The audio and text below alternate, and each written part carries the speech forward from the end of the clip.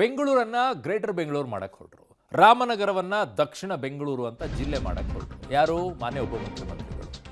ಈ ಬದಲಾವಣೆ ಮಾಡುವಂತ ವಿಚಾರ ಏನಿದೆ, ಆ ಆಸೆಗೆ ತಣ್ಣೀರನ್ನ ಎರಚಿಬಿಟ್ಟಿದೆ ಈಗ ಕೇಂದ್ರ ಸರ್ಕಾರ. ಯಾಕೇನಂತದ್ದು ಏನಾಯ್ತು? ಡಿ ಕೆ ಶಿವಕುಮಾರ್ ಕನಸಿಗೆ ತಣ್ಣೀರು ಎರಚುವಂಥದ್ದು.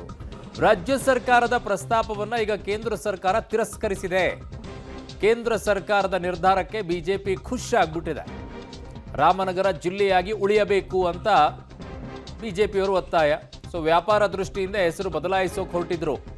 ವ್ಯಾಪಾರದ ದೃಷ್ಟಿಯಿಂದ ಇದು ರಾಮನಗರ ಜಿಲ್ಲೆಗೆ ಮಾಡಿದ ಅವಮಾನ ಅನ್ನುವಂಥ ಆಕ್ರೋಶವನ್ನು ವ್ಯಕ್ತಪಡಿಸಿದ್ದಾರೆ ಮಾಜಿ ಡಿಸಿಎಂ ಅಶ್ವಥ್ ನಾರಾಯಣ್. ಏನು ಹೇಳಿದ್ದಾರೆ ಅವರು ಕೇಳಿಸ್ತೇವೆ ನಿಮಗೆ. ಬಟ್ ಮಾನ್ಯ ಉಪಮುಖ್ಯಮಂತ್ರಿಗಳು ಮಾತ್ರ ಅದನ್ನು ಬೆಂಗಳೂರು ದಕ್ಷಿಣ ಜಿಲ್ಲೆಯಾಗಿ ಮಾಡೋಕ್ಕೆ ಮುಂದಾಗಿದ್ದರು. ಈಗ ಕೇಂದ್ರ ಸರ್ಕಾರ ಅದಕ್ಕೆ ಬ್ರೇಕನ್ನು ಹಾಕಿದೆ. ವಾಟ್ ನೆಕ್ಸ್ಟ್ ಅನ್ನುವಂಥ ಪ್ರಶ್ನೆ ಬರುತ್ತೆ. ಡಿ ಕೆ ಶಿವಕುಮಾರ್ ಅವರು ಯಾವ ಹೆಜ್ಜೆಯನ್ನು ಇಡ್ತಾರೆ ಮುಂದೆ? ಅವರು ಚಾಪೆ ಕೆಳಗಡೆಗೆ ನುಗ್ಗಿದ್ರೆ ಇವರು ರಂಗೋಲಿ ಕೆಳಗಡೆಗೆ ನುಗ್ಗುವಂಥದ್ದು.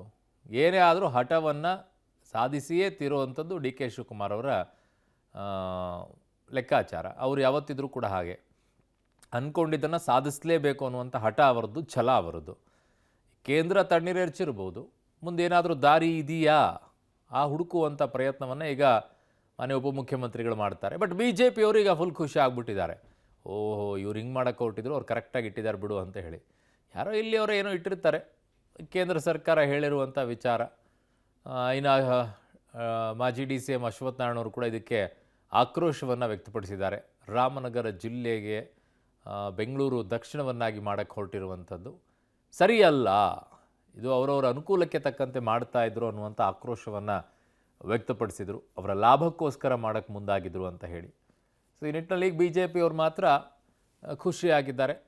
ಉಪಮುಖ್ಯಮಂತ್ರಿಗಳು ಇದಕ್ಕೆ ಯಾವ ರೀತಿ ಕೌಂಟರ್ ಕೊಡ್ತಾರೆ ಅನ್ನೋದನ್ನು ಕಾದು ನೋಡಬೇಕಾಗಿದೆ. ಸೊ ಅದಕ್ಕೆ ರಾಮನಗರ ಜಿಲ್ಲೆಯ ವಿಚಾರದಲ್ಲಿ ಆಗ್ತಾ ಇರುವಂಥ ರಾಜಕೀಯ ಬೆಳವಣಿಗೆಗಳು ಹೆಚ್ಚಾಗಿದೆ. ಅಶ್ವಥ್ ನಾರಾಯಣ್ ಅವರು ಏನು ಹೇಳಿದ್ದಾರೆ ಕೇಳಿಸ್ಕೊಳ್ಳೋಣ. ಏನೊಂದು ಕೇಂದ್ರ ಸರ್ಕಾರದಲ್ಲಿ ಏನು ನಾವು ಸುದ್ದಿ ಕೇಳ್ಪಟ್ಟಿದ್ದೀವಿ ಮಾಧ್ಯಮದಲ್ಲಿ, ರಾಮನಗರ ಜಿಲ್ಲೆಯನ್ನು ಬೆಂಗಳೂರು ದಕ್ಷಿಣ ಅಂತ ನಾಮಕರಣ ಮಾಡಿದಂಥ ರಾಜ್ಯ ಸರ್ಕಾರದ ಒಂದು ಪ್ರಸ್ತಾಪವನ್ನು ನೋಟಿಫೈ ಮಾಡಿಲ್ಲ ಅನ್ನೋಂಥದ್ದು ಭಾಳ ಒಳ್ಳೆಯ ಸುದ್ದಿ. ರಾಮನಗರ ಹೆಸರು ರಾಮನಗರವಾಗಿ ಉಳಿಬೇಕು.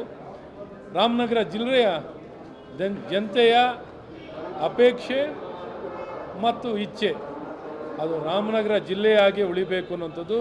ಬೆಂಗಳೂರು ದಕ್ಷಿಣ ಹೆಸರು ಅವರಿಗೆ ಬೇಕಿಲ್ಲ.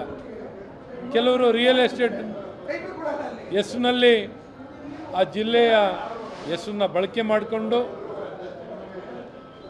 ಅದನ್ನೇನಾರು ಮಾರಾಟ ಮಾಡ್ಕೊಳ್ಬೇಕು ಅನ್ನೋಂಥ ದುರುದ್ದೇಶ. ಜಿಲ್ಲೆಯ ಅಭಿವೃದ್ಧಿ ಮಾಡಲಿಕ್ಕೆ ಎಳ್ಳಷ್ಟು ಕಾಳಜಿ ಇಲ್ಲ.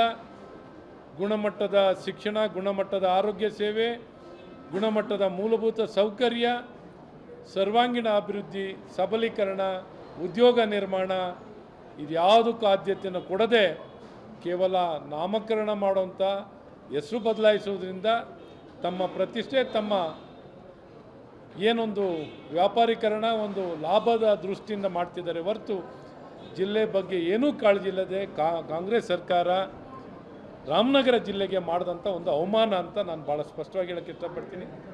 ರಾಮನಗರ ಅಂತ ಹೆಸರು